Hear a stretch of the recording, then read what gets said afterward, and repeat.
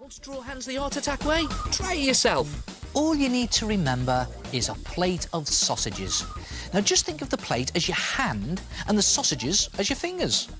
And then draw the sausages in different positions. So how about thumbs up? Or how about pointing? You can even add your nails. So when it comes to drawing hands, don't draw a hand, draw a plate of sausages.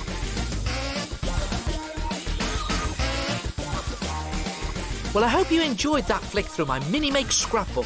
Try them yourself and I'll see you very soon. Ta-ra!